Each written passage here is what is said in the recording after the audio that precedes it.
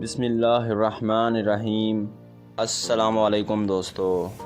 ایک دفعہ کا ذکر ہے کہ پنجاب کے ایک سرسبز گاؤں میں ایک نوجوان لڑکا علی اپنی والدہ کے ساتھ رہتا تھا۔ علی ایک محنتی اور نیک دل انسان تھا جو ہمیشہ دوسروں کی مدد کرنے کا خواہش مند رہتا تھا۔ اس کا خواب تھا کہ وہ اپنے گاؤں کے لوگوں کی زندگیوں میں بہتری لائے اور انہیں خوشحال بنائے۔ علی کا گاؤں قدرتی وسائل سے مالا مال تھا، لیکن وہاں کے لوگ ان سے صحیح فائدہ اٹھانے سے قاصر تھے۔ زیادہ تر لوگ زراعت پر منحصر تھے، لیکن جدید تکنیکوں کی عدم موجودگی کی وجہ سے ان کی پیداوار کم تھی۔ علی نے فیصلہ کیا کہ وہ جدید زراعتی طریقوں کو سیکھے گا اور اپنے گاؤں والوں کو سکھائے گا تاکہ ان کی پیداوار میں اضافہ ہو سکے۔ علی نے شہر کی ایک زراعتی یونیورسٹی میں داخلہ لیا اور وہاں سے تعلیم حاصل کی۔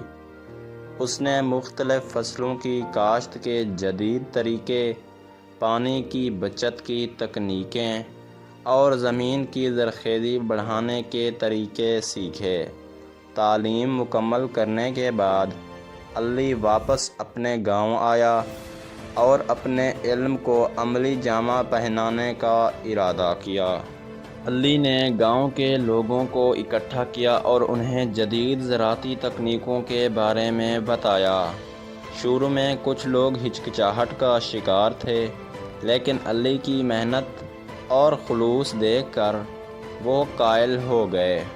علی نے ایک مشترکہ کھیت بنایا جہاں وہ نئے طریقوں کا عملی مظاہرہ کرتا تھا۔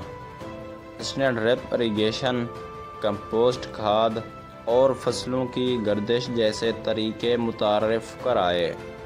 کچھ ہی مہینوں میں ان کی تکنیکوں کے مثبت نتائج سامنے آنے لگے۔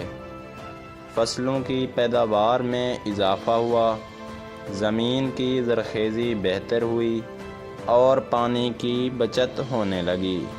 گاؤں کے لوگ خوشحال ہونے لگے اور ان کی آمدنی میں اضافہ ہوا۔ علی کی ماں، جو ہمیشہ اس کی حمایت کرتی تھی، اپنے بیٹے کی کامیابی دیکھ کر بہت خوش ہوئی۔ اس نے علی کو دعا دی کہ وہ ہمیشہ دوسروں کی مدد کرتا رہے اور کامیاب ہو۔ علی نے گاؤں میں ایک زراعتی اسکول قائم کیا جہاں وہ بچوں اور بڑوں کو زراعت کے جدید طریقوں کی تعلیم دیتا تھا۔